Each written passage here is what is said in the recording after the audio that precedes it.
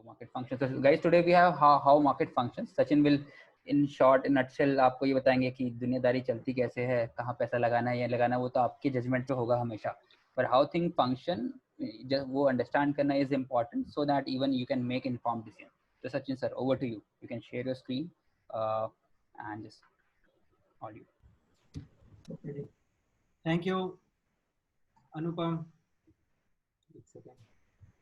हाँ, ठीक है. So आज का, like Anupam said, focus for me would be just to explain how markets work, and उसमें भी और specifically कि pricing कैसे होती है, because pricing has been a topic that has been close to my heart ever since I got my first job. मेरी first job actually trading थी. When I started my career back in 2009, it was with Futures First, and the only job I earned my livelihood through trading. खरीदो बेचो, and basically अगर आप 100 रुपए बनाते हो तो 20 रुपए आपके होते थे.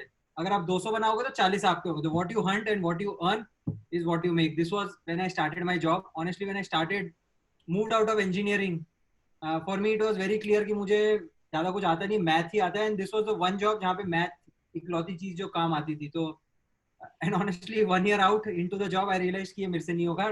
Trading as a job description itself full-time job. So I eventually moved out. But some of the things that I have learned from there have stayed true with me. And what I want to do is कि last, at least मुझे markets कैसे चलते हैं वो समझ आता है. भले ही मैं पैसे बनाऊं नहीं बनाऊं वो सब चीज अलग है.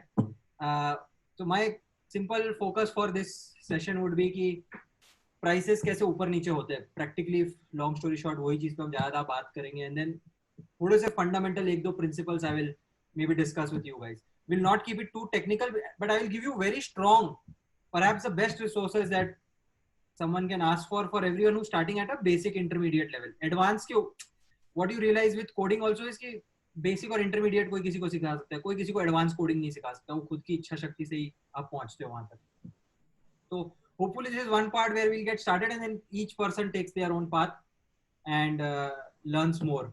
So I think सबसे पहली चीज बहुत इंपॉर्टेंट है, मेरा एक्चुअल पोर्टफोलियो है. ये मैंने सुबह 11 बजे जब ये स्लाइड बना रहा था, फिनिश कर रहा था, तो खुद का मेरा पोर्टफोलियो. ऑफ कोर्स मैंने अमाउंट्स छुपा दिए हैं, but what is very important is कि मेरा करंट पोर्टफोलियो अगर मैंने 100 रुपए डाले 24 रुपए डाउन है. So it is very important कि मेरी जो भी चीज मैं बोलूँ आप अपने खुद का क्रेडेंस, खुद के लॉजिक लगाना उस पर. फंडामेंटली अगर मैंने लास्ट 3 साल में 100 रुपए इन्वेस्ट किए हैं तो 24% में डाउन हूँ. मार्केट डाउन है 14% और मैं डाउन हूँ 24% currently. So fundamentally I'm not doing better than the market, which means I have myself have a lot to learn. ठीक है. अब markets पे आते तो fundamentally how do markets work? So best example मैंने इससे start किया कि how do you price tomatoes, मतलब tomato, onions या कोई भी चीज जो commodity होती है. Markets में मैं बाद में जाऊंगा, but how do you price? क्या आपको लगता है? हाँ ठीक है. सो क्या आपको लगता है टोमेटो की प्राइसिंग कैसे होती है? मतलब we can keep it super interactive. See trust में आप जितना इंटरेक्टिव रखोगे चीज को उतनी ज्यादा आपको चीजें समझ आएगी. स्टॉक मार्केट में भी वंस यू गो डीपर ना, एक पॉइंट के बाद आपको समझ आएगा कि आपके 2-3, I will come to that part later, how to structurally win at markets. But the only one thing है, गुड मार्केट जो भी स्टॉक ट्रेड करता है, जिसको भी पैसे बनाने हैं, उसको प्राइसिंग समझ आनी चाहिए कि ये चीज सस्ती है महंगी है. And game is very simple. Buy low sell high, सस्ते में खरीदो महंगे में बेचो. But how do you know जो आप खरीद रहे हो सस्ते में खरीद रहे हो या नहीं खरीद रहे? तो मैं तो खाली रैंडम स्ट्रिंग सर्च की और यहाँ पर इंडिया में टमाटर कितने रेट के मिल रहे हैं वो चीज यहाँ पे दिखाई है. कैन एनीवन हेल्प कि हाउ विल यू प्राइस? मतलब जिसपे दोनों एग्री कर जाएं, बायर एंड सेलर की. वेरिएबल कॉस्ट भी होती है, मतलब आप सोर्स से कितना दूर जा रहे हो, आपके ट्रांसपोर्टेशन कॉस्ट आएगी, तो आपकी मेंटेनेंस कॉस्ट आएगी. बहुत अलग अलग कॉस्ट आपके डेमोग्राफी पे भी डिपेंड करती है. Simple demand supply, quality supply demand.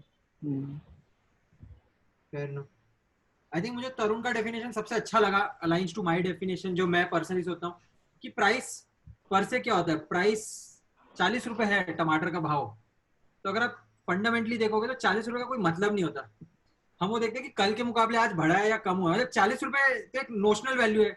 एक जमाने में, just to keep it light, एक जमाने में aluminium was more expensive than gold.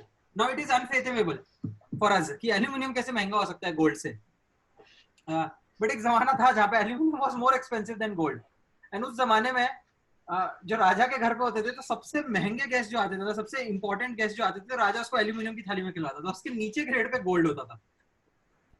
The true principle there is कि गोल्ड की प्राइस क्यों बढ़ी, क्योंकि गोल्ड की वैल्यू बढ़ी।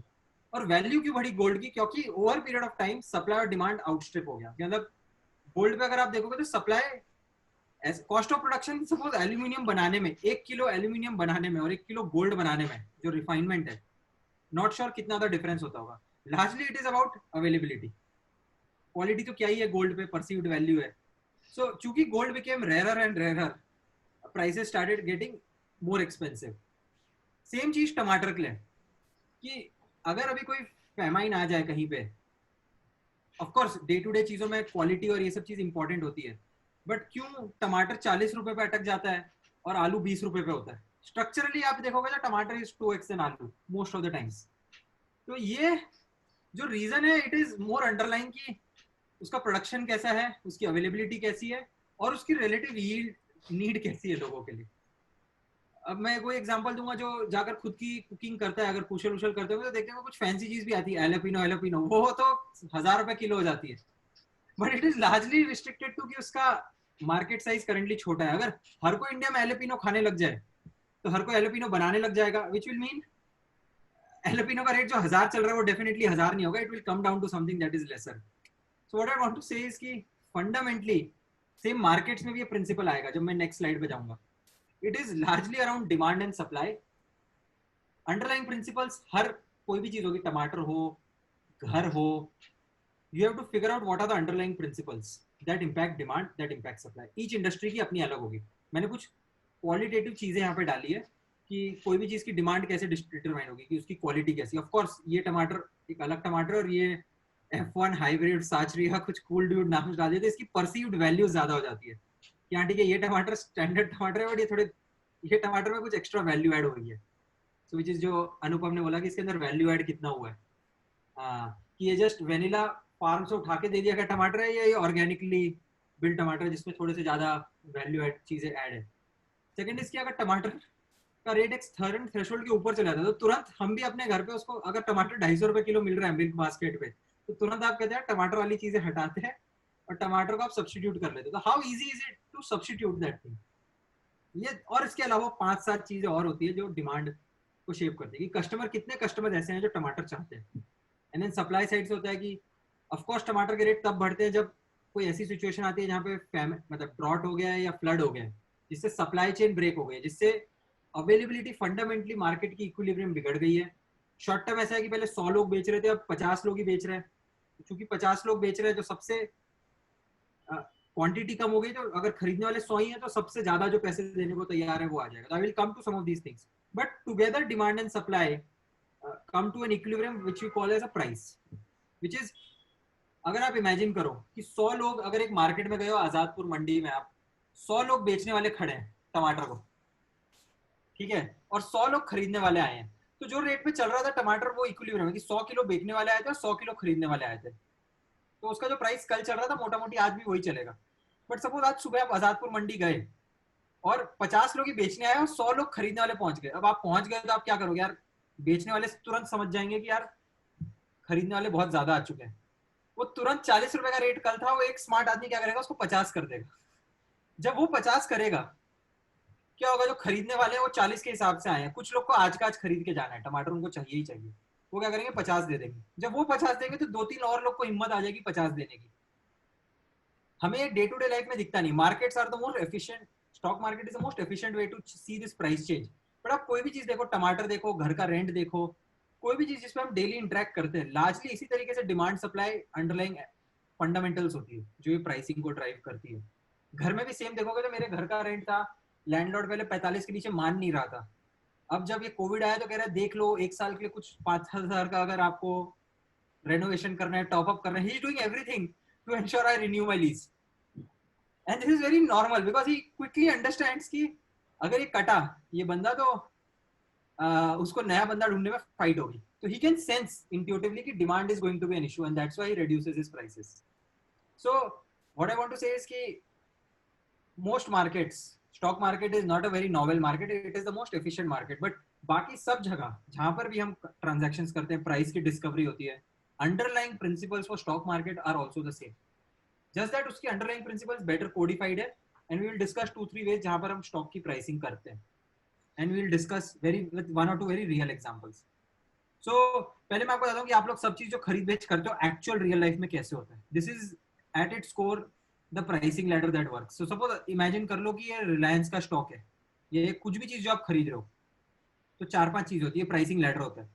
इंडिया में जैसे प्राइसिंग लैडर 5 पैसे का टिक साइज होता है, जैसे the minimum possible movement that can happen between 2 units. मतलब रिलायंस कैन ऑल्सो भी सोल्ड 100 रुपए, 101 रुपए, 102 रुपए, बट करंटली रिलायंस ऐसे सोल्ड होता है 100 रुपए 5 पैसे, 100 रुपए 10 पैसे, तो एक टिक होता है which is the minimum possible movement. उनने मार्केट्स को डिफाइन कर दिया। इस तरफ आपके सेलर्स होते हैं, इस तरफ आपके बायर्स होते हैं। टिपिकली कोई भी मार्केट में आप जाके खरीद बेच करते हो ना, तो इसी तरह का इकोसिस्टम होता है। I make it real for you guys, जो भी ट्रेडिंग करता है, जो नहीं करता उसको भी समझ आ जाएगा कि वो किसी ने भी अगर स्टॉक मार्केट में कुछ भी चीज कभी भी खरीदी है तो ये इससे समझ सकता है। और यहाँ पे अगर किसी को भी कोई कंफ्यूजन है तो please ask questions, there is no dumb questions. So honestly यही इस तरीके से ट्रेडिंग विंडो चलती है। अगर आप जाते हो, आपको रिलायंस सपोज खरीदना है, ये तो एक नोशनल चीज होती है, मुझे रिलायंस खरीदना है। You go into the market with मुझे रिलायंस खरीदना है, देन यू से कि सेकंड चीज है कि खरीदना है तो क्या रेट पे खरीदना है। आपको लगता है रिलायंस अच्छा जा रहा है, मोस्ट पीपल से कि रिलायंस अच्छा चल रहा है, अभी जो रेट मिल रहा है उस पर खरीद ले। तो आप क्या करते हो, जाके बोलते हो मुझे रिलायंस लाख रुपए इन्वेस्ट करने हैं रिलायंस पे।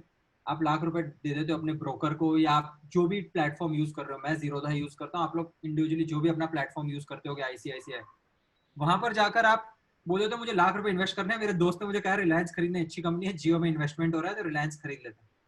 और आप जब यहाँ जाते हो तो आप क्या करते हो, लाख रुपए डालते हो। लाख रुपए डालोगे और सपोज रेट चल रहा है 2200 रुपए, सपोज ये रिलायंस का स्टॉक है, तो आपको तकरीबन 180 स्टॉक यूनिट्स मिल जाएंगे, 180 यूनिट्स ऑफ स्टॉक। जब आप यहाँ पे डालते हो 180 यूनिट्स, आप बोलते हो मुझे जो रेट पे मिल रहा है बस दे दो। वो क्या करता है, सबसे चीपेस्ट सेलर, मार्केट ऑटोमेटिकली आपको, जो भी सारे ट्रेडिंग एल्गोरिथम्स एक ही तरीके से काम करते हैं, फंडामेंटली इन्होंने कोडिफाई कर दिया। तो आप जब लाख रुपए डालते हो तो आपको जो सबसे चीपेस्ट अवेलेबल है, तो इस केस में भी क्या है, प्राइसिंग लैडर एकदम सिंपल है। प्राइसिंग लैडर का मतलब ये है, इस तरफ बायर्स खड़े हैं, बायर्स ने क्या किया, अपने रेट्स लगा रखे। सपोज एक टमाटर खरीदना भी अगर हमने स्ट्रक्चर्ड एक मंडी पे ऐप बना दिया प्राइसिंग डिस्कवरी के लिए, तो इसी तरीके का ऐप होगा कि सेलर्स अपना क्वांटिटी और अमाउंट एक प्राइस के हिसाब से डाल देंगे और बायर्स डाल देंगे, और जैसे जिनका मैच होते जाएगा उनको मार्केट बोलता जाएगा आप दोनों का मैच हो गया, अपने साइड में जाके सेटल कर लो। This is the same thing that happens on stocks. बहुत लोगों को बेचना है, बहुत लोगों को खरीदना है, तो ये एक्सचेंज क्या करता है कि ये फीफो लॉजिक इधर कोड कर देता है। तो ये क्या करता है कि जितने लोगों को 2250 पे बेचना है, तो इसका मतलब है 780 लोगों ने 780 यूनिट्स बिकने के लिए लगे यहाँ पे, और 1000 लोग यहाँ पे खरीदने के लिए बैठे हैं। अगर आप एक पर्सन आते हो, आपके पास 2 ऑप्शन होता है, आप तुरंत जाके बेच दो। जैसे आप तुरंत बेचोगे तो क्या होगा, जो सबसे बेस्ट अट्रैक्टिव ऑफर है, आप जिसको भी खरीदना है सबसे सस्ता ही खरीदेगा, तो जो सबसे सस्ता खरीदेगा उसको 2200 रुपए 50 पैसे पे मिल जाएगा। और अगर किसी को आके अभी का भी बेचना है, किसी को अपना रिलायंस बेच के कुछ और खरीदना है, कुछ और करना है, तो उसके लिए सबसे बेस्ट ऑप्शन है कि 2200 रुपए 25 पैसे पे वो आज का आज बेच सकता है। तो ये 2 चीज मार्केट आपको रेडी देते हैं। बट आपको अगर ऐसा लगता है कि नहीं मुझे इतना सस्ता नहीं बेचना, मुझे थोड़ा महंगा बेचना है, तो आप क्या कर सकते हो, यहाँ जाकर अपना एक ऑर्डर प्लेस कर सकते हो कि नहीं मैं 2203 रुपए बेचूंगा, मेरे पास 1000 यूनिट है, मैं 2203 पे ही बेचूंगा, इस प्राइस पे बेचूंगा तो मेरा 2500 रुपए का नुकसान हो जाएगा। तो आप यहाँ जाके अपना ऑर्डर प्लेस कर सकते हो।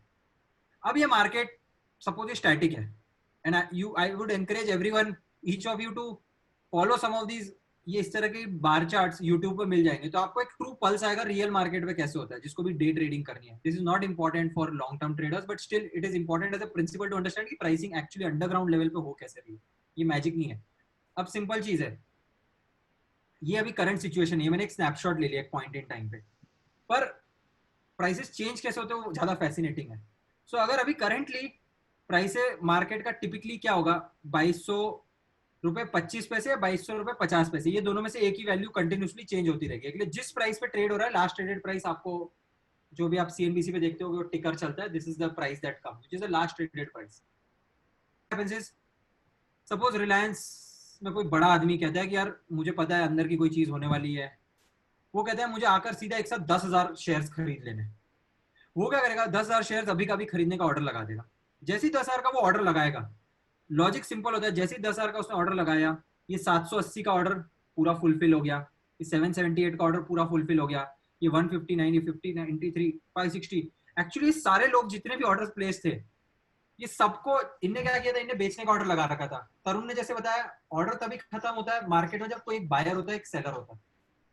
आप कुछ भी चीज खरीद बेच रहे हो, जैसे आर्यन तेरे को लग रहा होगा कि तू किसी वो रैंडम पर्सन है, but you are always trading against another person. Whenever you buy और sell, it is actually someone else on the other side who is selling that stock, else there will never be a transaction.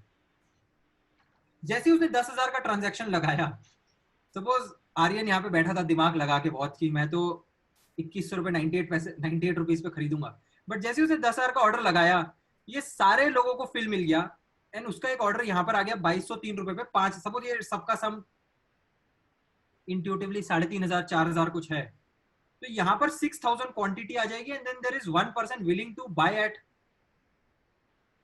2203 rupees. And Aryan जो यहाँ पे नीचे बैठा है 5 रुपए नीचे, उसके बीच में इतने सारे लोग हैं। आर्यन को अब दो चीज है, या तो फिर बैठे रहे इधर, या न्यू रियलिटी पे आ जाए कि भाई अब मार्केट का प्राइस अब टमाटर 40 नहीं 42 का मिल रहा है, अब मैं लूं या नहीं लूं। And this is where things get very exciting कि सबको लगता है कि मैं तो पैसे बना ही लेता था, मैं तो रिलायंस खरीद ही लेता था, मैं तो बहुत स्मार्ट था, मैंने रिलायंस 1000 पे खरीदा था थोड़ा सा। बट इंपॉर्टेंट चीज ये नहीं होती है कि आप सच पेपर पे प्रॉफिट था या आपने सच में रियली उस समय पे खरीदा था। बिकॉज जब आप खरीदे थे तब आप बहुत एक्स्ट्रा दिमाग लगा रहे थे मार्केट के साथ कि नहीं मैं 5 रुपए सस्ता खरीदूंगा, 100 रुपए सस्ता खरीदूंगा, जो भी XYZ है। आर्यन को मैं सिंगल आउट कर रहा हूँ because Aryan is my favourite, but it can happen with anyone and it happens with everyone. So fundamental चीज ये है, मार्केट में price moves between real time pressure between demand and supply. ये रियल टाइम मूवमेंट है, मतलब है ना, this happens in the movement every second. If you see, ये YouTube पे इनफ वीडियोस है, प्राइसिंग लैडर वीडियोस देखो, आप देखोगे कि कोई भी चीज बहुत फास्ट मूव होती रहती है पूरे टाइम। तो इसलिए आप कोई भी कर्व देखोगे प्राइसिंग का, even within our compress करोगे तो बहुत फास्ट अप एंड डाउन होता रहता है। तो ये मार्केट जब मूव होता है ना, ये ब्लैक लाइन दिखाता है करंट प्राइसिंग का है। अगर आप सिर्फ ये ब्लैक लाइन का मूवमेंट अगर मैं प्लॉट करूं ग्राफ पे, तो it will be like a sinusoidal curve moving up and down एक मोमेंटम के साथ। कोई 100 रुपए से 200 रुपए कोई स्टॉक डायरेक्ट नहीं जाता, वर्ल्ड का कोई स्टॉक डायरेक्ट नहीं गया होगा। तो बहुत लॉन्ग टर्म ट्रेंड्स होती है जो सीधी ऊपर जाती है। कोई भी स्टॉक ऊपर जाता है तो 5 यूनिट ऊपर भागता है, 3 यूनिट नीचे आता है, फिर 5 यूनिट ऊपर भागता है, 3 यूनिट नीचे आता है, क्योंकि within each large rally also there are multiple small rallies, या नीचे आ रहा है तब भी। So just wanted each of you guys to see it very clearly कि कोई भी मूवमेंट होती है तो कैसे होती है। At its very core n equals to 1 level पे यूनिट कैसे ट्रेड होता है। सो अब मैं थोड़े से बेसिक्स पे आता हूँ, इसको हम एक्सपैंड कर देते हैं। अब ये तो आर्ली हो गया, बट सपोज माइक्रोसॉफ्ट का स्टॉक लेते हैं, which to me is one of the best companies to follow. So Microsoft Bill Gates ने स्टार्ट की थी, सबको पता है, फलाना ढिमकाना। माइक्रोसॉफ्ट का बहुत अच्छा टाइम रहा, उन्होंने लिस्ट 80s में किया और कंटिन्यूसली ग्रो होती गई कंपनी। ऑफ कोर्स ये एक्सपोनेंशियल कर्व है, कोविड जैसे ही होता है कि हमें at every point beauty the exponential curve is when you are at this point you feel कि यार बहुत एक्सपोनेंशियल चल रहा है। But if Microsoft reaches 2005 years down the line, तो हमें ये जर्नी भी वैसी दिखेगी जैसे इस समय पे ये जर्नी दिख रही है। सो Microsoft in this part there was a very unique event that happened in 2000. Can anyone explain ये unique event क्या था? Y2K bubble. हाँ Y2K. हाँ Y2K नहीं, एक्चुअली .com बबल था। Y2K तो if I am not wrong कि वो कुछ बोल रहे थे कि माइक्रोसॉफ्ट बंद हो जाएगा, उनका विंडोज क्रैश हो जाएगा। तो लेट 90s में इंटरनेट का बहुत बड़ा ट्रेंड आया था कि सब इंटरनेट में इन्वेस्ट करने लगे थे, internet based companies. And then वो बबल एक क्रिएट होता रहा जो 2000 में बर्स्ट हो गया। Then when people realized कि मनी बर्निंग बिजनेसेस है, इनसे कुछ प्रॉफिट नहीं मिल रहा है। नहीं, people haven't realized. So अब देखो, अब सब अपने अपने समझदार हैं। मेरे हिसाब से जैसा चार्ट उस समय यहाँ से आ गया था, मेरे हिसाब से करंटली भी वो चार्ट ऐसे जा रहा है इधर। So time will tell. I still feel correction is due, but we'll discuss some of these things जब हम आगे जाएंगे ये डिस्कशन में। जैसे अनुपम का जो व्यू है, मेरे हिसाब से भी वही व्यू है अनुपम के जैसे। इत्तेफाक रखता हूँ कि ये आर्टिफिशियली इन्फ्लेट हो गया था, उसके बाद रैशनलाइजेशन हुआ, और इतना ज्यादा रैशनलाइजेशन हुआ कि माइक्रोसॉफ्ट 10 साल तक 8 साल तक फ्लैट था, कोई प्राइस इंक्रीज नहीं हुआ। फिर एक माइक्रोसॉफ्ट ने बहुत सारी अपनी स्ट्रेटेजीज चेंज की। यहाँ पे गूगल, एप्पल ने उसकी बहुत पिटाई की है, बहुत सारी वेव्स माइक्रोसॉफ्ट ने कंप्लीटली मिस कर दी। जैसे एंड्रॉइड और मोबाइल ऑपरेटिंग सिस्टम उसने कंप्लीटली मिस कर दिया। सर्च पे एप्पल ने, माइक्रोसॉफ्ट कंप्लीटली मिस कर दिया। हार्डवेयर सेल्स पे they started receding ground. So eventually what remained was कि Microsoft के एक सिंगल ट्रिक पोनी बची, Microsoft Office और Microsoft Windows, And then Satya Nadella came through in 2013 and then he started saying कि बहुत अब ये जमाना सॉफ्टवेयर एज अ सर्विस का आ चुका है, हार्डवेयर एज अ सर्विस का आ चुका है, उन्हें अपना पूरा मॉडल और मोनेटाइजेशन बदलने लग गए. And somehow markets have started to appreciate it. And if you see the curve is started to move again. So this is when क्या नाम है, Bill Gates retired, Steve Ballmer आए, एंड लार्जली स्टीव बाल्मर का पूरी reign पे there was nothing exciting from a market standpoint that happened. So Microsoft हम इतनी बड़ी कंपनी मानते हैं, बट फॉर 7-8 साल Microsoft was completely flat, in fact reduced only. So 2-3 things that I want to take away यहाँ से. पहली चीज ये है कि ये जर्नी में जब लॉन्ग टर्म दिखाता हूँ तो एकदम क्लियर कट कंपनी की वैल्यू दिखती है. लॉन्ग टर्म में ही कंपनी की ट्रू वैल्यू समझ आती है. शॉर्ट टर्म पे बहुत सारी नॉइजेस होती है, जैसे ये और ये. इसके भी अंदर जाएंगे तो आप देखोगे कि कोविड का इम्पैक्ट था. माइक्रोसॉफ्ट प्री कोविड 15-20% ड्रॉप आया, ये 2 पॉइंट्स पे अगर आप देखोगे. बट अब पोस्ट कोविड बहुत सारे लोग की फट गई, लोग बेचने लग गए, तो माइक्रोसॉफ्ट डेली 5% नीचे गिर रहा था. But at some point some people agreed कि बॉस हम तो इन्वेस्ट करेंगे माइक्रोसॉफ्ट में, हमें बहुत भरोसा है. And honestly Microsoft pre covid से भी ऊपर लेवल पहुंच चुका है. So it is very hard for anyone to explain कि ये क्यों हो रहा है. At least to me it is very hard, but some wise people at some place are making money, so they are maybe getting the game what is happening here, and we can discuss some of these hypotheses जब हम ये आगे जाएंगे. But 2-3 things जो मैं आपको clarify करना चाहता हूँ कि प्राइसिंग क्या होती है, तो वेरी सिंपल टर्म्स आगे मूव करते हैं. ये माइक्रोसॉफ्ट का शेयर प्राइस है 210 रुपीज. ये कल रात का लास्ट प्राइस है, ये 2% ऊपर गया है. So that everyone, each of you, जब भी आप गूगल पे देख सकते हो, एटलीस्ट गूगल आप पढ़ना सीख जाओ, उतना ही बहुत ज्यादा हो जाएगा. गूगल पे आप देख सकते हो ट्रेंड्स कैसे चल रहे हैं, long term, short term, both are important. You have to build your own hypothesis, do your own analysis. ये open high open low basically वो बताता है कि लास्ट दिन में या लास्ट 24 आवर्स में कितना ऊपर चल रहा है, ऊपर नीचे जा रहा है. Market cap is the most important thing pricing पे. Market cap for Google is $1.6 trillion. To put things into context, India की economy is 2.8 trillion dollars if I am not wrong. तो उस पॉइंट से देखो तो Microsoft is almost 60% of India's economy, उसकी current valuation है. तो नंबर ऑफ स्टॉक्स जो है माइक्रोसॉफ्ट के, एक स्टॉक यूनिट इज $210, उसको डिवाइड कर दो 1.6 ट्रिलियन डॉलर से, तो इतने सारे स्टॉक्स आउटस्टैंडिंग है मार्केट. मतलब कोई ना कोई, हम, कंपनी, बिल गेट्स और दुनिया के सारे लोग इसको ओन करते हैं. P by ratio, I will come to this later, but P by ratio is just a valuation trick. कि पी बाई सिंपली पुट होती है एक broad thumb rule. Thumb rule क्या होता है कि माइक्रोसॉफ्ट कैसा कर रही है, कैसे मैं उसको वैल्यू करूं. तो एक थंब रूल बना देते हैं कि अगर Microsoft on an average x rupees कमा रही है, तो उसका पी बाई मल्टीपल बता दें कि उसकी ओवरऑल मार्केट कैप 35x होगी. सी कितने यूनिट्स हैं स्टॉक के मार्केट में सबको नोन है. उसकी अर्निंग्स एवरी क्वार्टर आती है, हर कंपनी अपनी एवरी क्वार्टर अर्निंग्स डालता है. बेसिस वो अर्निंग्स एक सबसे आई वुड से इंटरमीडिएट लेवल पे जो स्टॉक इन्वेस्टर होगा वो देखेगा कि भाई माइक्रोसॉफ्ट का पी क्या चलता है. और अगर आपको लगेगा उसकी अर्निंग्स पे अच्छा जंप आया जो एक्सपेक्टेड नहीं था, और आपको लगता है कि उसकी इंडस्ट्री में, जैसे माइक्रोसॉफ्ट सॉफ्टवेयर में है, तो उसका पी बाई मल्टीपल 35 चलता है सॉफ्टवेयर में. ये मल्टीपल्स ऐसे होते हैं, इंडस्ट्री के हिसाब से होते हैं, ग्रोथ के हिसाब से होता है, come how these multiples are computed. But multiple एक क्या कहते हैं जो अपन बनिया बुद्धि में, कि एक मोटा मोटा हिसाब होता है कि कंपनी को वैल्यू कैसे करूं. तो अगर कोई मुझे कहेगा यार सचिन, सीएट टायर का रिजल्ट आ गया, सीएट टायर ने 5,000 करोड़ रुपए कमाए हैं इस साल, प्रॉफिट या अर्निंग्स जिसको मैं कहता हूँ, तो मैं कहूँगा यार सीएट ऑटोमोटिव में पार्ट मैन्युफैक्चरर है, तो उनकी ग्रोथ 10% ही चलती है. सारे पार्ट मैन्युफैक्चरर्स का मोटा मोटी मल्टीपल 20x चलता है. देखिए मैंने 15-20 इंडस्ट्रीज का देख रखा है, तो मैं कहूँगा यार 5,000 करोड़ है तो इंटू 20 कर ले, तो कंपनी की वैल्यूएशन 1 लाख करोड़ होनी चाहिए. और मेरे को पता है उनके स्टॉक यूनिट्स कितने, तो मैं डिवाइड कर दूंगा, तो मैं कहूँगा इसकी प्राइसिंग रफली 1,000 रुपए होनी चाहिए. बट करंट प्राइसिंग 800 ही है, तो मेरे को लगता है कि यार मेरा लॉजिक है कि 20 का मल्टीपल तो आएगा ही आएगा. तो मैं क्या करूंगा, अगर 800 रुपए चल रहा है, मुझे लग रहा है सस्ता है, तो मैं खरीद लूंगा. वही मुझे लगता है कि फेयर वैल्यू प्राइस 1,000 होनी चाहिए, बट करंटली 1,200 चल रहा है, तो मैं नहीं खरीदूंगा. या अगर मेरे पास है तो मैं सोचूंगा कि मुझे बेचना है, कोई और चीज ज्यादा अट्रैक्टिव, तो मैं बेच दूंगा और कुछ और चीज खरीद लूंगा. लार्जली बहुत सारी और चीज होती है इसमें, डिविडेंड यील्ड, राइट्स इशू, ये सब चीज में उतनी टेक्निकल्स में नहीं जाऊंगा. But largely this is how at its core एक बिजनेस की क्वालिटी पता चलती है. अब मैं आगे जाता हूँ कि फर्स्ट प्रिंसिपल प्राइसिंग का क्या होता है. ये सबसे ज्यादा टेक्निकल पार्ट है, तो please bear with me, but I have kept it super duper simple. So क्यों माइक्रोसॉफ्ट में एक रैली हुई है? हम सबको लगता है माइक्रोसॉफ्ट में इतनी बड़ी रैली क्यों हुई है, जो हमने इधर देखा था कि माइक्रोसॉफ्ट में ऐसा क्या हुआ है कि ये नंबर लार्जली 25-30 तक ही अटका हुआ था और सडनली ये बढ़ने लग गया। इन्वेस्टर्स, सीईओज हैं, जैसे एज ए पीएम हम बहुत सारा ज्ञान देते हैं कि हम ये कर देंगे, ये फीचर इसलिए बना रहे हैं, ये चीज इसलिए कर रहे हैं।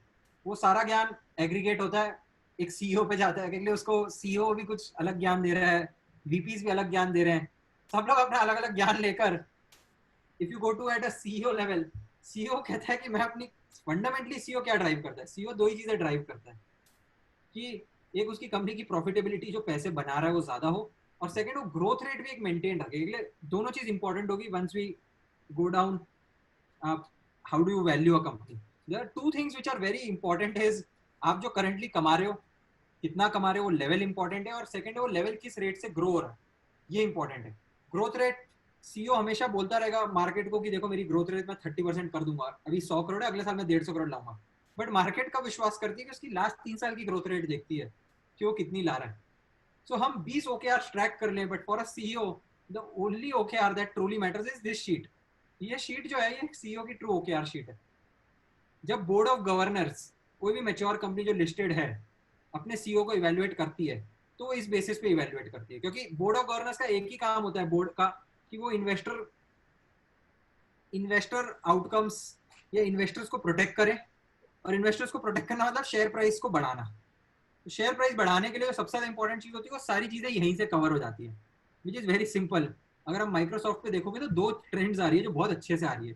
पहली चीज, माइक्रोसॉफ्ट का revenue at their scale 93, of course ऊपर नीचे ईयर ऑन ईयर होती है, but their top line growth $93 billion थे, वहां से उन्होंने $125 बिलियन किया, which is 30% growth over a 5 year period, which is 6-7% I would say compounded growth. So अगर ये नंबर इन्वेस्टर्स जब देखते हैं तो देखते हैं और माइक्रोसॉफ्ट के लेवल पे 100 बिलियन के रेवेन्यू पे 6% की ग्रोथ निकाल पा रहा है, कितनी कंपनी निकाल पाती है इतनी ग्रोथ, क्योंकि उस लेवल पे तो सैचुरेशन आ जाता है।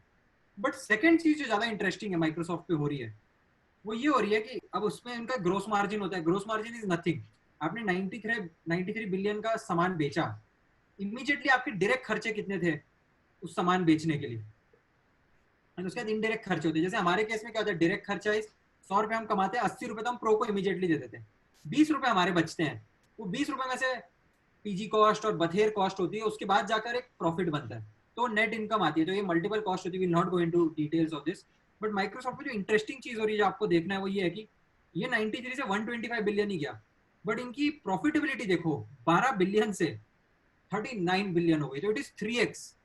Imagine at Microsoft's level, they have optimized their business such that कि profitability 3x कर दी। मतलब लोगों को बहुत कॉन्फिडेंस है कि बहुत ये बिजनेस बहुत तेजी से ग्रो हो रहा है। माइक्रोसॉफ्ट ने कुछ सीक्रेट सॉस बना दिया, मे बी उनने सस्ते में बना रहे हैं एग्जिस्टिंग प्रोडक्ट्स, या उनने ऐसे प्रोडक्ट्स बनाए होंगे अपने प्रोडक्ट मिक्स में क्लाउड, और जैसे हम भी अब AWS यूज करते हैं, मैं देख रहा था हमारा क्लाउड का ही खर्चा तो तकरीबन 8-10 लाख रुपए हम ही दे रहे हैं माइक्रोसॉफ्ट को एवरी मंथ। ऐसे कितने वेंडर्स होंगे, कितनी सारी चीजें जो टेक इकोनॉमी आ रही है, इमेजिन उसका माइक्रोसॉफ्ट के वहां पर जा रहा है वो, और वो सारी चीजें ऐसी है जिसमें माइक्रोसॉफ्ट की कोई कॉस्ट ही नहीं है। I am just making it up कि 8 लाख का खर्चा हो रहा है, बट मे बी माइक्रोसॉफ्ट की कॉस्ट 1 लाख ही है, उनका मार्जिन बहुत बढ़ गया वहां से।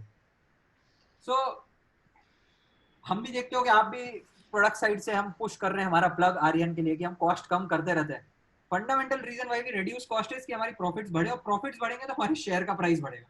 सिंपल सी बात ये है, हम लिस्टेड नहीं एज अ कंपनी, बट अगर हमारी टॉप लाइन ग्रो हो रही है और बॉटम लाइन भी तेजी से ग्रो हो रही है, both these things give very high confidence to investors. Even जो हमारी कंपनी में भी इन्वेस्ट करते हैं, वो भले ही हम ट्रेडेड कंपनी नहीं है, but these are the two things at our stage now that companies will look after. I will come to these also कि डिफरेंट स्टेजेस पे क्या चीज कैसे वैल्यू होती है।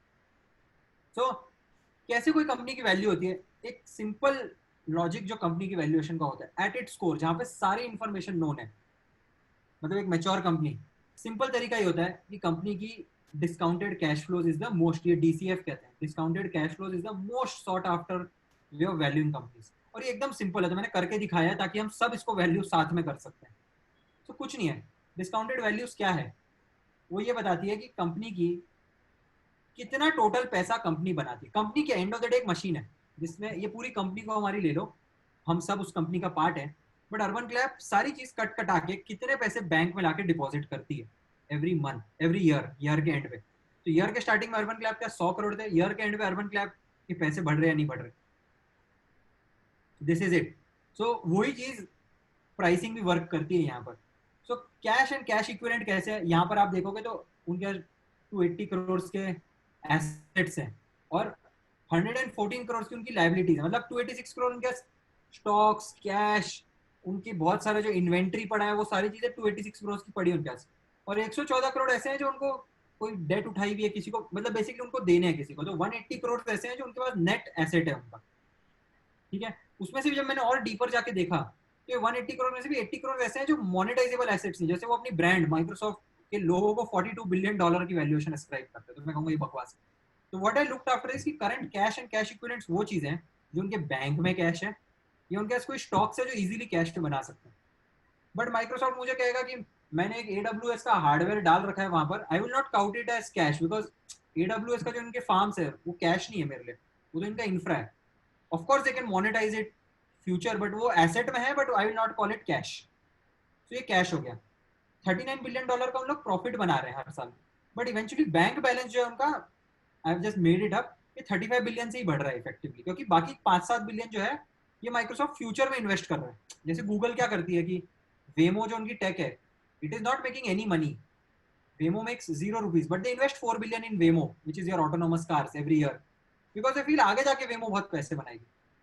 सो instinctively what I see is कि ये सब ठीक है, वो सब तो सीईओ कुछ भी बोलता रहेगा कि मैं ये बना रहा हूँ वो बना रहा हूँ, और वो कुछ भी गोली देता रहेगा। वो अपनी 100 इंजीनियर जो गूगल डॉक्स पे काम कर रहे हैं उसी को चिपकाकर वो बोल देगा कि ये वेमो पे काम कर रहे हैं और वो उनका खर्चा छुपा देगा। तो मल्टीपल चीज अकाउंटिंग ट्रिक्स होती है, बट फंडामेंटली बैंक में पैसे या कैश कितना बढ़ रहा है वो इंपॉर्टेंट है। तो वो 35 बिलियन है। मैंने क्या किया, ये 35 बिलियन मैंने अज्यूम किया कि यार लास्ट कुछ दिन से जितनी रेट चल रही है, लेट्स एक्स्ट्रापोलेट, ये 15% से बढ़ेगा।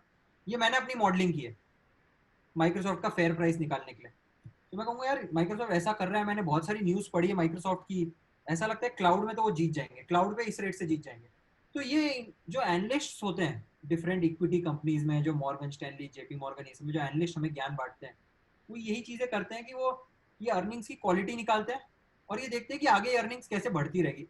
Past track record is a very strong indicator for future performance, but it is not the only indicator. तो उसके अलावा अपनी वो असेसमेंट्स लगाते रहते हैं। तो मैंने इधर असेसमेंट लगाया कि माइक्रोसॉफ्ट 15% से ग्रो करेगा अगले 3-4 साल, फिर ऑफ कोर्स एक पॉइंट का सैचुरेशन आ जाएगा कि गिग इकोनॉमी, ये सब ऐप, सारी कंपनीज ऐप पर आ जाएगी। अभी क्या हो रहा है, सारी कंपनीज ऐप पे नहीं है, आगे जाके आदित्य बिरला, ये बथेर कंपनी, सारी companies eventually will come on cloud. Once everyone comes on cloud, cloud becomes like electricity, कि अब हर किसी का क्लाउड है। पहले इलेक्ट्रिसिटी सबके पास नहीं थी, तो इलेक्ट्रिसिटी कंपनीज, रॉकरफेलर, ये सारी कंपनीज ने बहुत पैसे बनाए इलेक्ट्रिसिटी बेच कर और कोल बेचकर। बट अब कोल इलेक्ट्रिसिटी बेचना कोई बड़ी चीज नहीं है, फाइनाइट चांस मोटा भाई ही 5 साल बाद AWS जैसे इंफ्रा बेचने लग जाएंगे इंडिया में। तो उसके बाद जब वो कमोडिटी बन जाएगी, तो जो पेल के पैसे बना रहे हैं वो ग्रोथ रेट कम हो जाएगी, इनके मार्जिन कम हो जाएंगे, तो मुझे लगता है quality of earnings will slow down and eventually it will become like 1-2% से ही ग्रो होंगे। तो मुझे कोई और बहुत बड़े इनोवेशन नहीं दिख रहे। मैंने क्या किया, इनके पूरे कैश जितना जनरेट होने वाला है 26 तक निकाल दिया। उसके आगे की चीज में मैंने कुछ अगले 25 साल के भी निकाल दिए और सब रख दिया एक जगह पे। ये जो पूरे कैश फ्लोज मैंने निकाल दिए, इसके बाद मैं क्या करता हूँ कि मैं कहता हूँ ये सारे पैसे आने वाले हैं मेरे पास, बट मेरा करंट डिस्काउंटिंग रेट क्या है, which is very important. Discounting rate is की इंडिया में अगर 1 साल 2 साल बाद अगर कोई मुझे 1 लाख रुपए देगा, जो टाइम वैल्यू का एक कॉन्सेप्ट आता है, अगर 2 साल बाद कोई मुझे 1 लाख रुपए देने वाला है, उसको अगर मैं कहूँ यार मुझे आज के आज 90,000 दे दे, इट इज इक्वलेंट। 2 साल बाद का 1 लाख और आज के 90,000 इक्वलेंट है, क्योंकि आपको पता है कि ये 90,000 जो उसको आज का आज आपको दे देगा, आप बैंक में रख के 2 साल बाद उसको 1 लाख कर लोगे, है कि नहीं? Is everyone clear on time value? ये मीटिंग शिट, इतने सारे लोग चैट पर आ चुके हैं। हाँ ठीक है, मीटिंग शुड आई रिकनेक्ट इसी पे? अनुपम? Yes sir, I'll restart the same meeting. Everyone kindly join the same link please. Thanks. ठीक है जी, Kindly drop off and join the same link after a minute.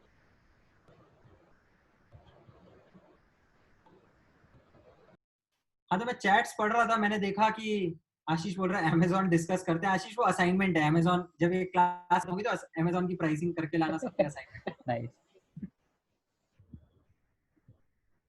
ठीक है, ठीक है जी। आगे चलते हैं।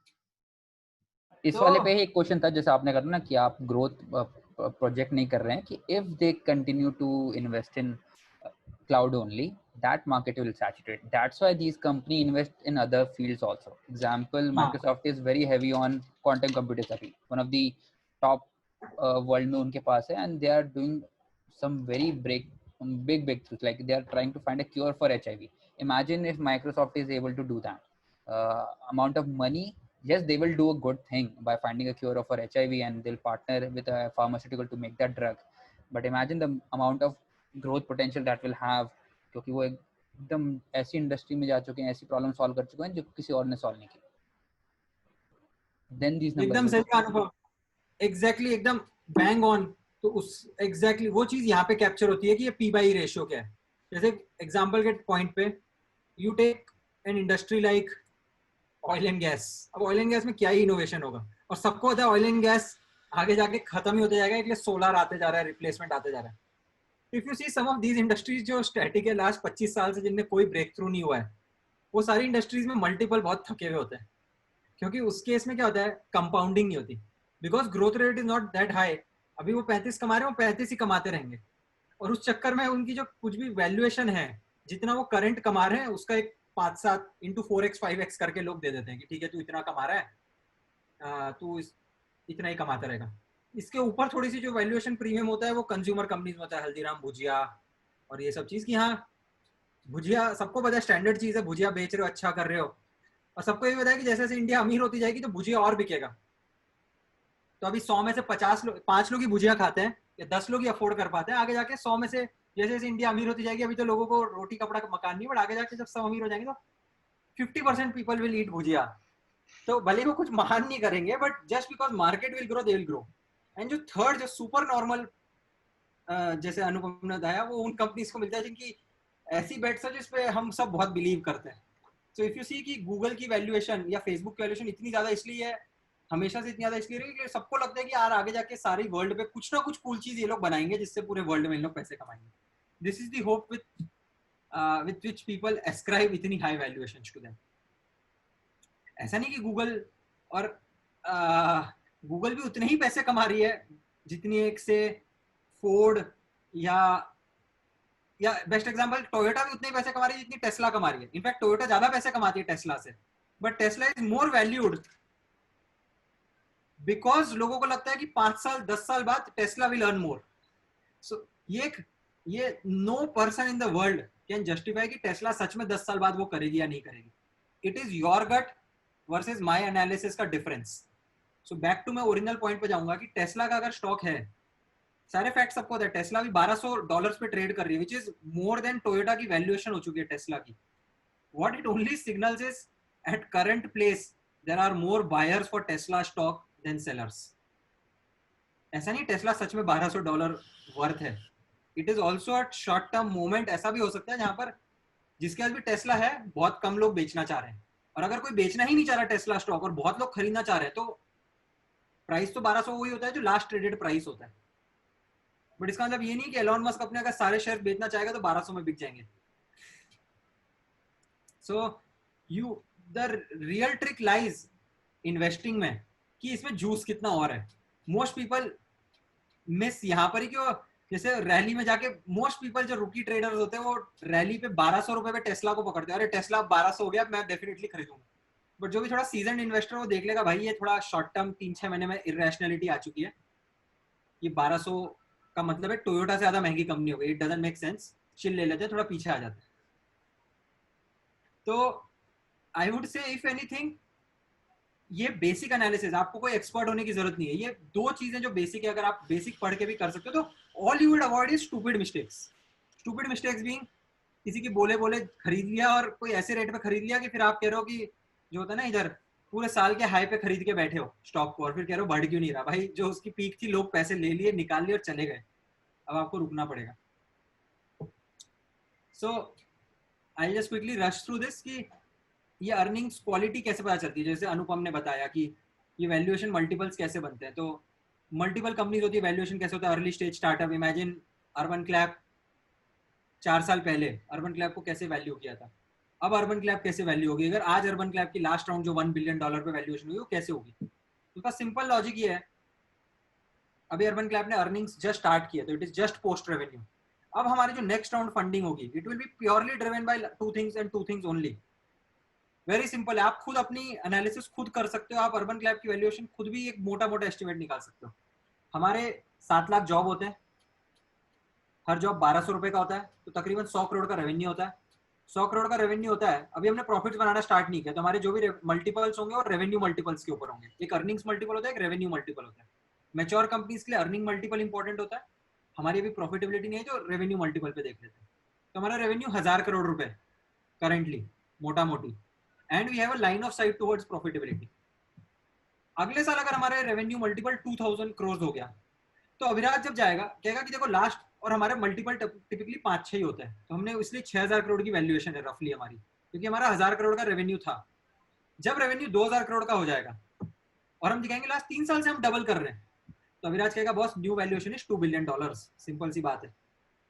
बट अगर हमने अगले साल 150 ही किया तो लोग कहेंगे बस तुम्हारी ग्रोथ रेट इतनी आ नहीं रही है, हमारे वैल्यूएशन 50% डाउन नहीं होगा, वैल्यूएशन एक्चुअली 60-70% डाउन होगा, इसलिए हमारी ग्रोथ रेट भी कम हुई है। ग्रोथ रेट इसलिए इंपॉर्टेंट है, there are two things that is important, always forget. एक ग्रोथ है, किस रेट से ग्रो हो रही है और किस रेट से ग्रो होने की उम्मीद है, और सेकंड इज करंट लेवल क्या है। ये दोनों का interplay defines price, not just one thing alone. This is the only thing I want you to understand. IPO के बाद ट्रेडेड कंपनीज क्या, तो लार्जली अर्निंग्स क्या है, earnings can be bottom line और can be top line depending upon stage क्या है maturity company का। Second is very important, growth rate क्या है, and third is key industry comparable क्या है। अब आपकी इंडस्ट्री टिपिकली लेंडिंग में, कितनी भी कूल कंपनी हो, कितनी भी तेज ग्रोथ हो रही हो, लोगों को पता है एक पॉइंट का जाके लेंडिंग में इससे ज्यादा पैसे नहीं बन सकते, तो वो स्क्वीज्ड हो जाती है। This is a theoretical cap that industry में आ जाती है। And then if you go deeper, बहुत सारी ये अर्निंग्स भी कितनी अच्छी अर्निंग्स है, ये सब चीज एक एनालिस्ट और अंदर जा जाके इसके अंदर 20 चीजें निकालता है बिफोर एक्चुअली टेलिंग कि इसका प्राइसिंग कैसे बनानी चाहिए, और each person can do something. तो अर्निंग्स है, अर्निंग्स क्वालिटी, ठीक है आपकी कंपनी अच्छी है बट ये इजीली सब्स्टिट्यूटेबल है। अभी आप इकलौते हो, बट जैसे शेयर चैट है, अभी आप कर रहे हो शेयर चैट, बट ये 20 कंपनी शेयर चैट जैसे तुरंत बन जाएगी, तो आप कितनी इजीली रिप्लेसेबल हो। आगे जाके आपकी क्या लायबिलिटी है कि अभी आप जो बना रहे हो मैनुअल बना रहे हो, बट आगे जाके क्या आप टेप के थ्रू अपग्रेड कर पाओगे जो आप लोगों को प्रॉमिस कर रहे हो, बट क्या लोग सच में मानते हैं कि आप ये बिजनेस स्केल कर पाओगे। एक एग्जांपल देता हूँ, डीमार्ट है, ब्यूटीफुल स्टॉक, जो भी इन्वेस्ट करता है इंडिया में डीमार्ट बहुत अच्छा कर रहा है, बट एक पॉइंट का डीमार्ट पे ये भी लगता है लॉजिकल थ्रेशोल्ड है कि अब 50 स्टोर हो गए, 50 स्टोर से वो ग्रोथ इसलिए ला रहा है, स्टोर्स को बढ़ाते जा रहा है, बट एक पॉइंट क्या था, स्टोर डोमिनोज है जैसे कितने ही स्टोर्स रख सकता है, तो ट्रू क्वालिटी विल कम कि सेम स्टोर पे ज्यादा स्टोर्स बिक रहे हैं कि नहीं बिक रहे। तो अर्निंग्स की जो ग्रोथ की क्वालिटी है, then is management quality, founder की, ये बहुत बड़ा इंपॉर्टेंट एस्पेक्ट होता है। फाउंडर की इंटेग्रिटी, कंपनी की इंटेग्रिटी कैसी है, जो वो नंबर्स बोलते हैं वो एक्चुअल में होते कि नहीं होते। क्योंकि जिस दिन किसी का सब चीज अच्छी है बट आपके नंबर्स पे किसी को भरोसा ही नहीं, आप 1000 बोल रहे हो बट सबको झोल चाल है। तो जितनी इंडियन प्रमोटर ड्रिवन आप देखोगे तो इंडिया में एक बहुत ही यूनिक प्रीमियम मल्टीपल मिलता है, which is Kotak bank, HDFC bank, Maruti, जो ये सारे स्टॉक्स हैं जो कस्टमर पे भी कस्टमर्स बहुत लव करते हैं और इन्वेस्टर्स भी इसको बहुत लव करते हैं, क्योंकि ये, और वही सारी शिटी कंपनीज ले लो आप जिनकी एथिक्स वक्रांगी और ये सारे शेडी स्टॉक्स, रुचि सोया जो इधर मैं पढ़ रहा था, ये सब में प्रमोटर की इंटेग्रिटी में भरोसा नहीं है कि वो जो बोल रहा है 100 करोड़ है वो सच में 100 करोड़ है नहीं है। PwC को उसने खरीद रखा है, सबको उसने खरीद रखा है। तो management quality also becomes very important. And then macro factors की, आपकी सब चीज अच्छी चल रही है बट GDP स्लो डाउन हो गया, जैसे हमारे यहाँ पेंडेमिक आ गया, या आप कोई ऐसी कंट्री में, जैसे चाइनीज कंपनी है, अब जो भी चाइनीज कंपनी उनके मल्टीपल्स क्रैश होंगे, अगले वर्ल्ड में अब जियोपॉलिटिकल फैक्टर चाइना के अगेंस्ट चल रहे हैं, तो यू विल सी क्विकली सारी चाइनीज कंपनीज का जियोपॉलिटिकल रिस्क बहुत हाई होगा। टिकटॉक का तो सुपर डुपर हाई हो गया होगा, अब यूएस भी बात कर रहा है कि मैं उसको उड़ा दूंगा। ट्रस्ट एंड सेफ्टी रिस्क, कहीं पर एक रिस्क आ गया, जैसे ऑयल एंड गैस में BP पे पूरे टाइम रिस्क रहता है, कहीं पे कोई फिशर आया फटेगा और वो फटेगा तो एक साथ बहुत बड़ा होल होगा। रेगुलेटरी रिस्क हो सकता है, जैसे Uber, for the longest time Uber को मल्टीपल अच्छे इसलिए नहीं मिलते क्योंकि ऊबर का एक रेगुलेटरी रिस्क है, कहीं पर कोई कंट्री ने बोल दिया गिग इकोनॉमी इलीगल है तो वो हट जाएगा।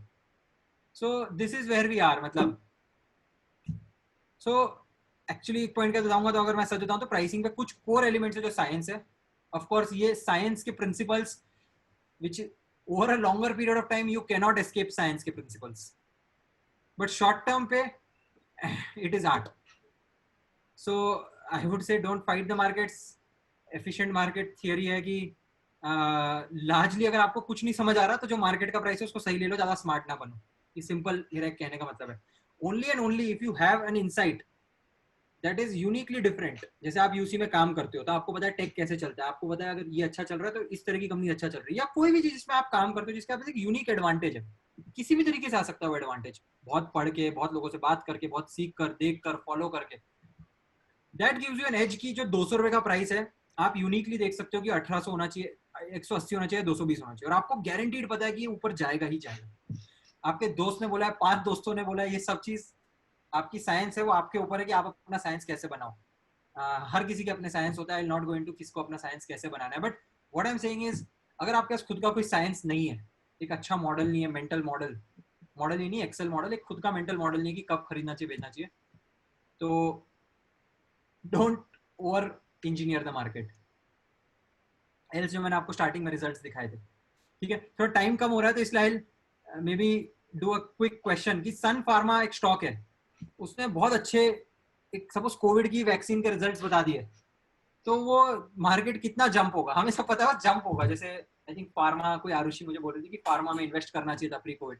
ऑनेस्टली अगर आप देखो तो किसी ने फर्स्ट प्रिंसिपल सोचा था कि प्री कोविड, जब कोविड में सब चीजें डाउन जा रही थी, अगर आप फर्स्ट प्रिंसिपल एक चीज सोचते थे कि कौन सी चीज ज्यादा यूज होगी, तो एक्चुअली फार्मा थे। एंड बाय एंड लार्ज सारे फार्मा स्टॉक्स प्री कोविड से 20-30% ऊपर है।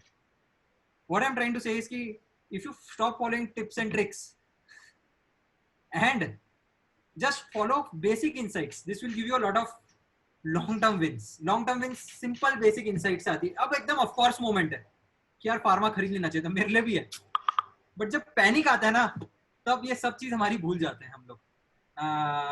तो बट एकदम कॉमन है। अगर मैं किसी से भी पूछता था यहाँ पर कि भाई कोविड जब चल रहा था और मार्केट्स गिरने लग गए थे, तो अगर कोई पूछ सकता था कि कौन सी कंपनी चलेगी जो फार्मा है, तो बहुत अच्छी इंसाइट हो सकती थी, सिंपल इंसाइट थी। मैं एक एग्जांपल दे देता हूँ, sorry I am rushing through. एक कंपनी है मॉडर्ना, एक क्लासिक एग्जांपल है कि मार्केट्स शॉर्ट टर्म में कितने इमोशनल हो जाते हैं। तो मॉडर्ना एक क्लासिक कंपनी है जहां पर 1 साल पुरानी कंपनी है, कोई पता नहीं उसने क्या काम किया, उसने लिस्ट कर दिया था, $20 के आसपास ही शेयर का प्राइस चल रहा था। Somewhere when covid struck, China में फर्स्ट न्यूज आई नवंबर दिसंबर में, थोड़ा सा मार्केट ऊपर गया, इनने थोड़ा रिलीज किया कि हम फर्स्ट राउंड हमने वैक्सीन ट्रायल सबसे पहले चले गए, इनने जैन में ही वैक्सीन ट्रायल स्टार्ट कर दिए थे, इनने चाइना से वायरस मंगा लिया था और वैक्सीन की काम अनाउंस कर दिया कि हम वैक्सीन पे काम कर रहे हैं। उसी बेसिस पे इनको थोड़ा बम्प मिल गया।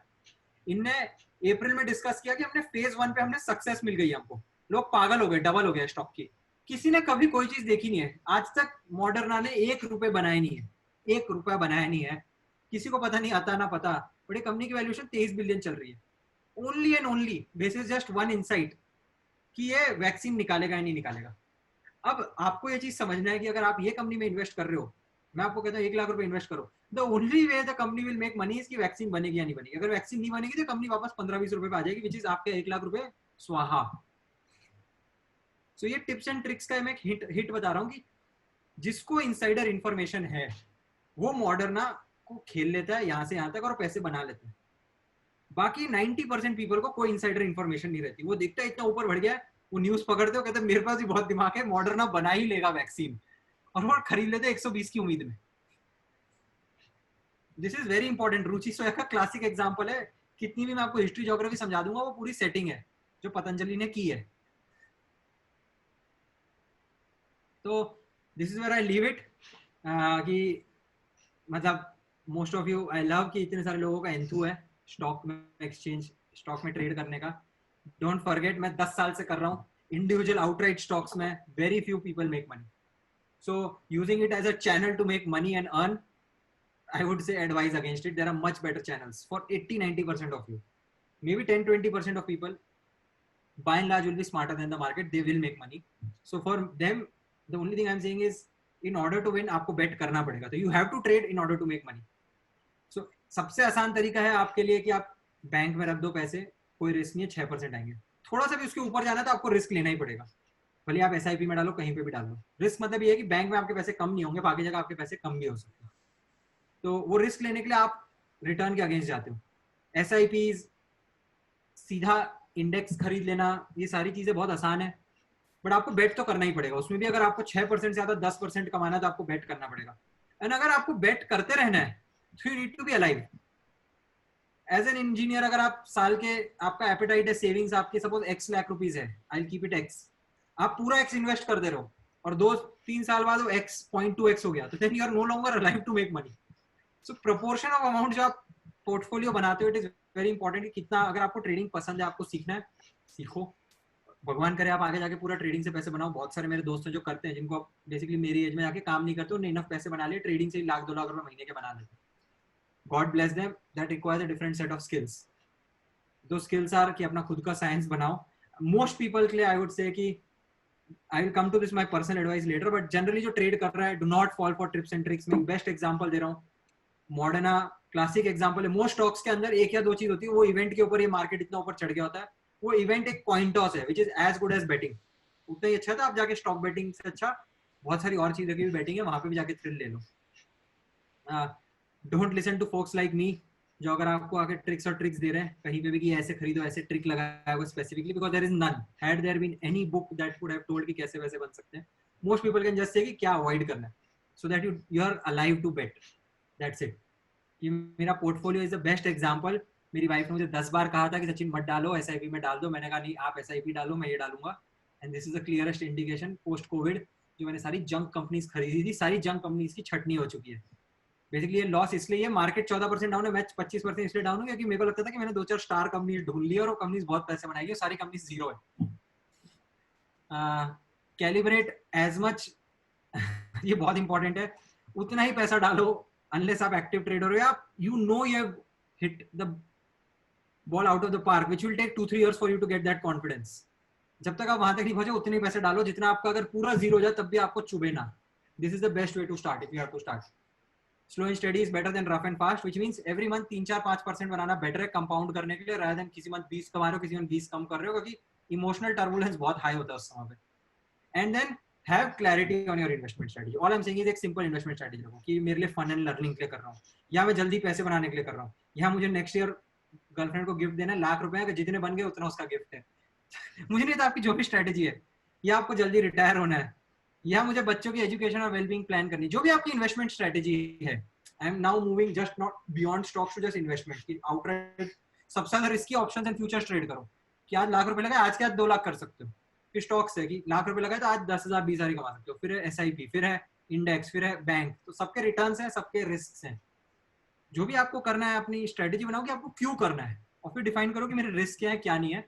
और वो चीज जब आपकी बन जाए तो फिर आप अपना ईयर मार्क कर लो कि ठीक है 10-20 हज़ार रुपए मैं अपने स्टॉक्स में डालूंगा और मैं ट्यूशन फी की तरह सीखूंगा। अगर मैं सीखता गया, अच्छा करता रहा तो मैं इसको डबल कर दूंगा, ट्रिपल कर दूंगा। So that's it. Personal advice यही है कि खुद के ओपिनियन बनाने की क्षमता अगर आप में है, if you have willingness to form your own opinions, then yes, do take the lunch, back your opinions. When you put money, take feedback from the markets. अपना एक्स्ट्रा दिमाग मत लगाओ, मार्केट्स आपको फीडबैक दे देंगे, प्लस जा रहा है, नीचे जा रहा है। अगर मार्केट आपको गलत फीडबैक दे रहा है तो समझो, अपनी स्ट्रेटजी बदलो, retrade till you find a magic formula जिससे आप मोटा मोटी पैसे बना लोगे कि 10 बार इन्वेस्ट करते हो तो 8 में बनाते हो, 2 में लॉस करते हो, 7 में बनाते हो, 3 में लॉस करते हो। ब्रॉडली जब आपको समझ आ जाएगा फीडबैक लूप से क्या गलतियां होती है, साइकोलॉजिकल गलतियां और कैलकुलेशन की गलतियां, ये दोनों चीज आपको जब समझ आ जाएगी, ओवर टाइम आपकी मीनिंगफुल रिटर्न्स आ जाएंगे। देन आप अपने हिसाब से कर लोगे। अगर आपको नहीं लगता है इतना मेरे को ओपिनियन नहीं बनाना है, तो आई वुड से कि ये फस है, स्टॉक इन्वेस्टिंग एक बहुत बड़ा फस है। Everyone should invest definitely, but figure out where to invest. So I would say कि पैसिव इन्वेस्टिंग करो, एसआईपीज लो, म्यूचुअल फंड्स लो, डेट फंड्स लो, जो आपको जमता है आपके। मैं उस पर कुछ एडवाइस नहीं करूंगा because it is very risky. कोई मुझे आगे ना कह सच्ची मेरा लॉस हो गया, तो the intention was not that. But main game was कि ये बहुत अच्छी जीरोधा से जो भी करते हैं, Zerodha varsity is a beautiful resource जिसको अगर स्टार्ट करनी है। कुछ हद तक हम भी अपना ट्रेनिंग मॉड्यूल इनसे ही कॉपी करके बनाते हैं, बट ये बहुत अच्छे से एक सबसे एलिमेंट्री लेवल से लेकर ऊपर तक जाकर आपको सीखना है तो स्टार्ट कर सकते हो। अगर आपने ये पूरी चीज खत्म कर ली तो आई वुड से द नेचुरल थिंग इज कि आप 5-10 हज़ार रुपए इन्वेस्ट करना स्टार्ट कर दो एवरी मंथ मार्केट्स में, जीरोधा पे अकाउंट बना के, बहुत ईजी है। This would be my parting note for each of you guys. Open for questions. Sorry I had to rush this through. Yes, मेरे को पता है सुमित जितना एक्टिव, सुमित मेरे हिसाब से सुमित और वैभव मुझे लगता है सबसे ज्यादा एक्टिव ट्रेडर्स हैं। So for them, most of the session, जो last point था it was for them. But rest, I'm open to all questions from everyone. So one question. So basically, I like to keep my portfolio at मतलब जैसे risk और हम उस तरीके से divide करते हैं अगर अपने portfolio को, तो I try to keep my risk 100 minus my age. So what about that? मतलब like, is it a good philosophy to keep in mind, or like should we increase our risk portfolio when the salary increases? How does it go? Risk में आप equity को बोल रहे हो कि 70% of will be equity, ऐसे बोल रहे हो? बेसिकली स्टॉक तो पूरा रिस्क हो गया, then you have mutual funds में भी you have risk portfolios, and मतलब उसमें परसेंटेज डिवीजन होता है यार। उसमें सबकी to each is own honestly. जैसे बहुत ज्यादा कंटेक्चुअल है आंसर, इसलिए मैं दूंगा नहीं। अगर यार कॉन्फिडेंस, सी देखो हिस्ट्री पता है तेरी कि तू पैसे बनाता नहीं बनाता, क्या रेट, सी एंड गोल तेरा यही है, देखो एक्स पैसे है, देखो उसको सबसे ज्यादा पैसे कैसे बनाने, and you should take feedback कि वो पैसे किस बेसिस पे तू डिस्ट्रीब्यूट करे और तेरी टाइम किस बेसिस पे invest. Every year you should say कि मैंने कितने पैसे किस में डाले और मैंने कितने पैसे बना पाया उसमें। हाँ, तो धीरज ने जो बोला आई थिंक वो सही बात है कि I think that fairly sums up. Only thing I would say is कि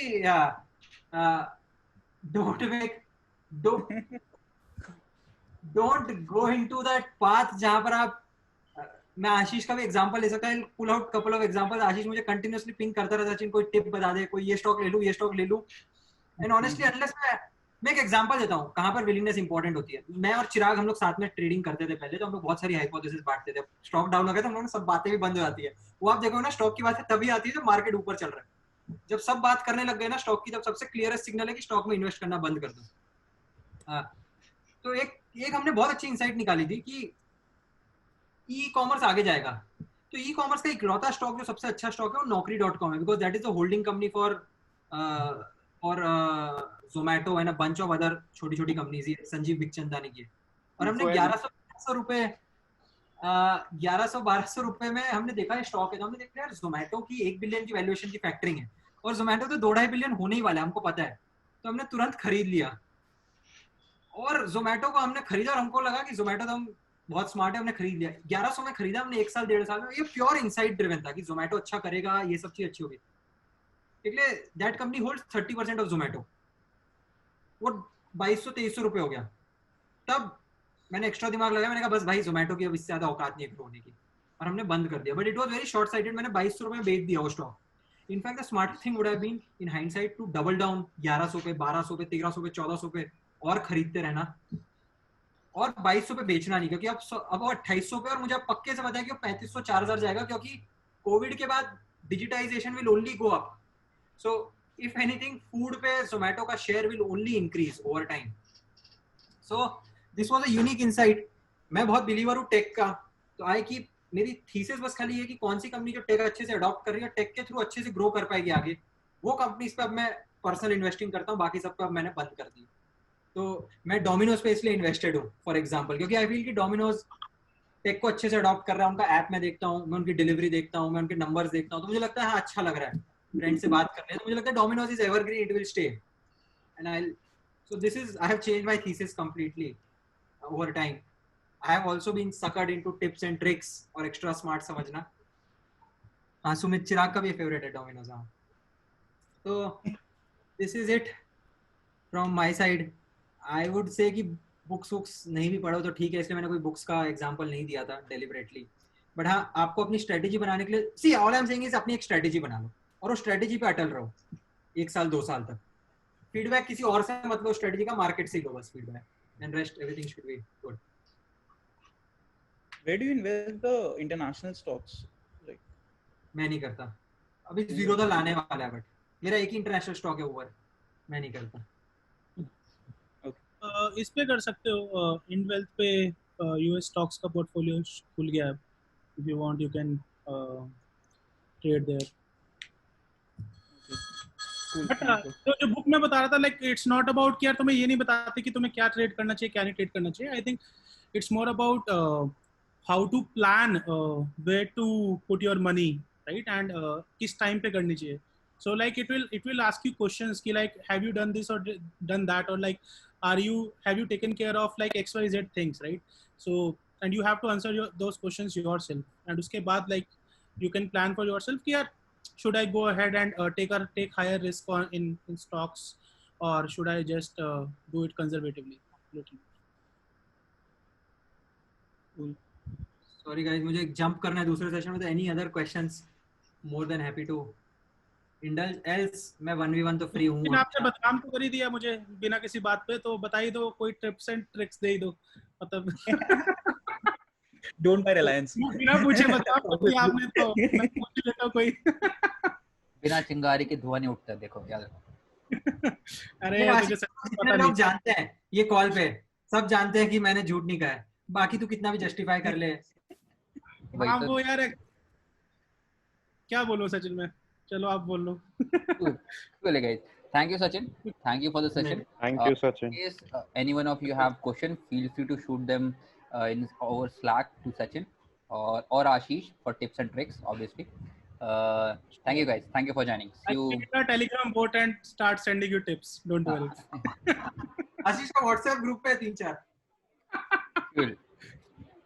Cool guys, thank you for joining. Take care. Cheers. Thank you Sachin.